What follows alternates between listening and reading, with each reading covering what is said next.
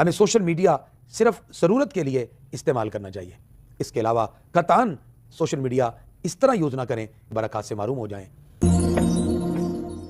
انسانی معاشرہ افراد کے مابین ملنے سے بنتا ہے، فرد سے افراد ہیں، افراد سے فیملی اور خاندان ہے، اور پھر فیملی سے خاندان کے دیگر افراد، اور پھر محلہ، علاقہ، اور پھر صوبہ، اور پھر ملک، اور اسی طرح ایک دوسرے کے ساتھ سوسائٹی جڑتی جاتی ہے۔ سوسائٹی میں رہنے والے ہر فرد کو ایک بنیادی عقائد تسلیم کیا جاتا ہے۔ ان دونوں کے کنیکشن کے اعتبار سے اگر ہم سوسائٹی کے افراد کی طرف نظر ڈالیں تو ہمیں افراد ڈیفرنٹ سوشل میڈیا اور ان کے ڈیفرنٹ پروگرامز کے ذریعے تو جڑے نظر آتے ہیں، لیکن ان کے مابین جو قلبی تعلق تھا وہ اب دور ہوتا ہوا دکھائی دیتا ہے۔ یہ ہماری وہ روایات تھیں جو صلہ رحمی کا بہترین سبب بنتی تھی۔ حضور اکرم صلی اللہ علیہ وسلم فرماتے ہیں لا يدخل الجنت قاطع، رشتے توڑنے والا کبھی جنت میں داخل نہیں ہوگا۔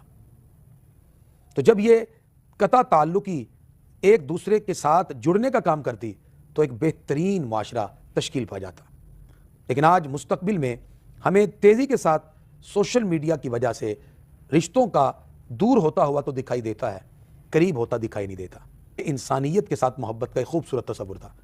محبت انسانیت کے ان تمام پروگرام کے اندر ایک خوبصورت ایلیمنٹ یہ تھا کہ لوگوں کو، انسانوں کو آپس میں جوڑنے کا اور باہمی ایک محلے علاقے کے اندر باہمی تعلق کو وابستہ کرنے کا، باہمی شیر و شکر ہونے کا ایک بہترین موقع میسر آتا۔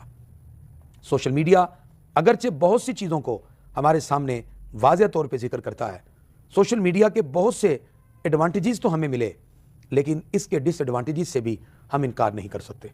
وہ نقصانات ہماری آنے والی نسل کے لیے بھی مضر ہو سکتے ہیں، کیونکہ آج کی جو نسل ہے وہ ان برکات سے محروم ہو گئی، اور مستقبل میں ان برکات کو لوٹ کرانا اب ہمیں دکھائی نہیں دے رہا۔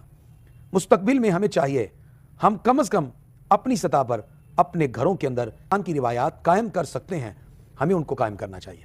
ہم اپنے گھر میں مجموعی طور پر درس قرآن کا اہتمام کر سکتے ہیں، ہم اپنے گھروں میں قرآن کی تلاوت کا اور قرات کا اہتمام کر سکتے ہیں، ہم اپنے گھروں کے اندر اسلامی ماحول کی ڈیولپمنٹ کے لیے باہمی تربیت کی جو نشستیں ہیں ان کا قیام کر سکتے ہیں۔ ہم اپنے گھروں کے اندر سوشل میڈیا کو بند کر کے سب اللہ کی رضا کے لیے ایک مخصوص وقت میں قرآن کی تلاوت، خاص طور پہ اللہ کی بارگاہ سے کچھ نہ کچھ حاصل کرنے کے لیے ہم رب کی بارگاہ میں دعا کے لیے ہاتھ اٹھا سکتے ہیں۔ ایک گھر میں رہتے ہوئے کمبائن فیملی میں ایک دسترخوان پر ایک بڑا اچھا ہمارا روایتی انداز رہا۔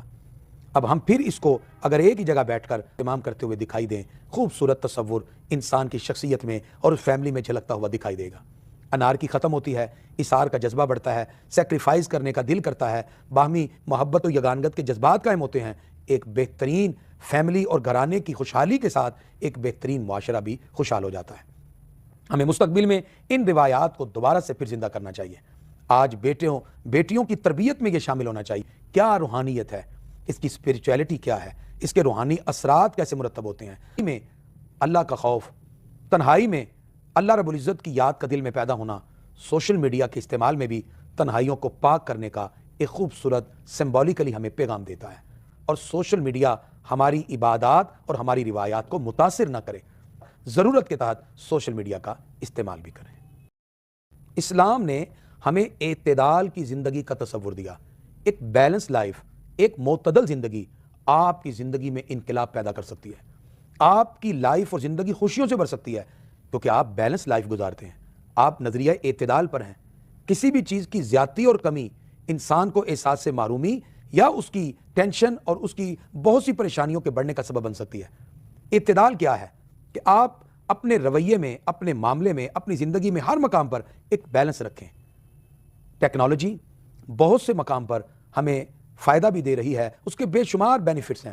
ٹیکنالوجی میں سوشل میڈیا آج کے دور میں جس تیزی کے ساتھ ہماری طرف بڑھا، اس نے ایک ابھرتے ہوئے نالج کے ساتھ ہمیں ہر روز ایک نئی چیز کے ساتھ متعارف کرایا، لیکن اس بڑھتی ہوئی ٹیکنالوجی کی متعارفی کیفیت نے ہمیں بہت سے نقصانات بھی دیے۔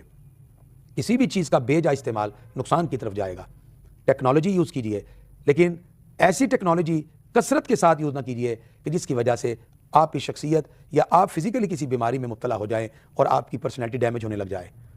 سوشل میڈیا کا استعمال صرف ایک حد تک رکھا جائے، اللہ کی یاد میں مگن ہو جائیں، قرآن کی تلاوت سے اپنے گھروں کو معمور کر دیں، اور اپنے بچے بچیوں کی تربیت کے ساتھ ساتھ ان کو بہترین اسلامی ثقافت اور کلچر کے بارے میں ضرور بتائیں تاکہ خوبصورت انسان ان کی شخصیت میں جھلکتا ہوا دکھائی دے۔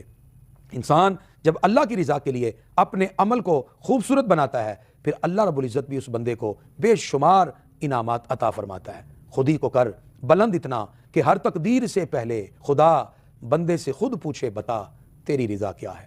اللہ تعالی ہم سب کو رضا کے اس منصب پہ فائز ہونے کی توفیق عطا فرمائے۔